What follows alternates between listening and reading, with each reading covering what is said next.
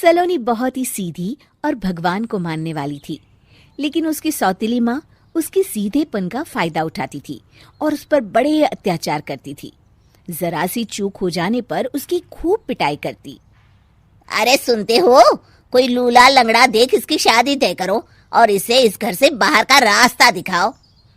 सलोनी के पिता जानते थे कि मीना एक चांडाल औरत है, इसलिए वो एक अच्छा घर देख सलोनी की शादी कर देते हैं। लेकिन वहां भी सलोनी से जलने वालों की कमी नहीं थी। सलोनी की ननद निकिता उसे बिल्कुल पसंद नहीं करती थी। सलोनी, बात तो सुनो जरा। जी कहिए। आज शाम को मेरे बॉस खाने पर आ रहे हैं। ध्यान रहे उनकी खातिरदारी में किसी प्रकार की कोई कमी नहीं होनी चाहिए। जी आपने कह दिया, बिल्कुल वैसा ही होगा। शाम को सलोनी जैसे ही गैस पर खाना चढ़ाकर वहां से जाती है अभी इसके खाने का स्वाद बढ़ाती हूँ। निकिता गैस की आंच तेज कर देती है। थोड़ी देर में देखते ही देखते सारा खाना जल जाता है और पूरे रसोई घर में चारों तरफ धुआं फैल जाता है। अब आएगा मजा। माँ जल्दी आओ, यहाँ देखो सलोनी ने किचन में आग लगा दी। अरे तेरा सत्यानाश हो, कल मुही तूने ये क्या कर दिया? सलोनी की सास उसे बहुत डांट फटकार लगाती है। तभी मोहन अपने बॉस के साथ घर में प्रवेश करता है। अरे भाई मोहन, ये क्या तुम्हारे घर का क्या हाल हो रखा है? लगता है खाना जल गया है। चलो खाने का प्रोग्राम कैंसिल करो, मैं अपने घर जाके खा लूंगा। सर दरअसल सर मुझे माफ कर दीजिए। अरे कोई बात नहीं, घरों में ये छोटी मोटी बातें होती रहती है। मैं समझ सकता हूँ, फिक्र मत करो, मैं नाराज नहीं हूँ और इस बात का तुम्हारे प्रमोशन पर भी कोई असर नहीं पड़ेगा। चले अब चलता हूँ मैं। बॉस के जाते ही मोहन सलोनी पर भड़क उठता है और उसे खूब खरी खोटी सुनाता है।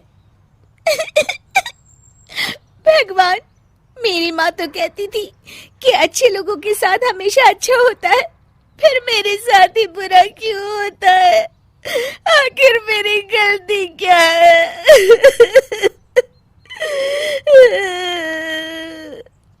तभी आकाशवाणी होती है। बेटी, अब तुम्हें कोई दुख नहीं दे पाएगा। तुम्हारा बुरा सोचने वाले की मन की सारी बातें तुम पहले ही जान जाओगी। अगले दिन सलोनी निकिता को चाय देने उसके कमरे में जाती है। तब निकिता के मन में कुछ बातें चल रही थी। कल तो मैंने सिर्फ खाना जलाया था, अब तू देखती जा सलोनी, तेरा इस घर में जीना हराम कर दूंगी। अच्छा, तो ये बात है, अब इसे सबक सिखाना ही पड़ेगा। कुछ दिनों के बाद, सलोनी, मेरे कपड़े जल्दी से प्रेस कर दो, ऑफिस के लिए देर हो रही है। सलोनी मोहन के कपड़ों के पास प्रेस गर्म होने के लिए रख देती है और अपने कमरे में चली जाती है। तभी हॉल में निकिता आती है। सलोनी चुपके से उसे देख रही होती है। आज अगर मैंने ये कपड़े जला दिए तब तो पक्का मेरा भाई इस सलोनी की बच्ची को धक्के मार के घर से बाहर निकाल देगा। अरे तू क्या मुझे निकलवाएगी? महादेव है मेरे साथ। ठहर जा निकिता, आज तो तेरी खैर नहीं।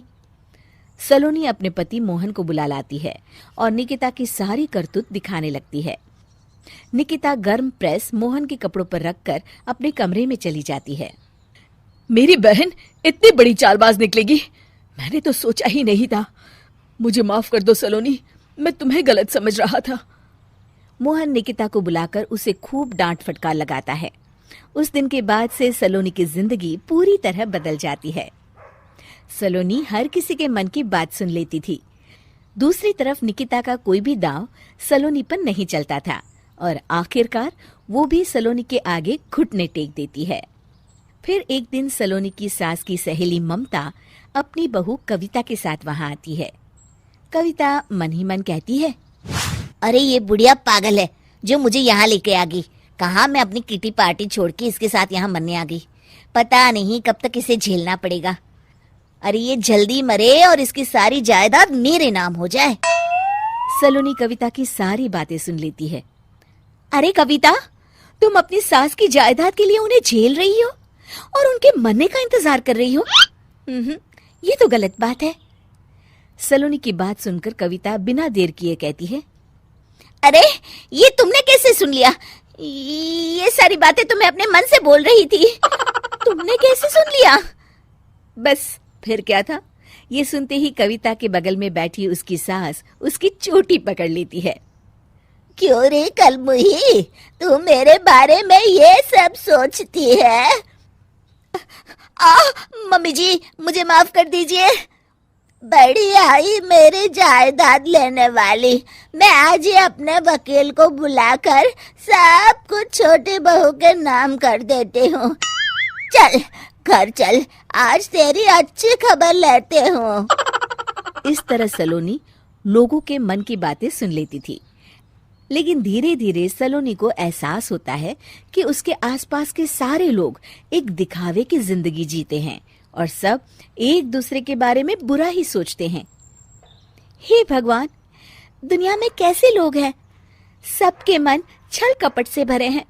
मैं तो लोगों की मन की बातें सुन सुनकर तंग आ चुकी हूँ। मैं अपनी जिंदगी में अब बहुत खुश हूँ। अब आप मुझसे ये शक्ति वापस ले लीजिए भगवान। इस तरह भगवान सलोनी को दी हुई शक्ति वापस ले लेते हैं और सलोनी एक आम जिंदगी जीने लगती है।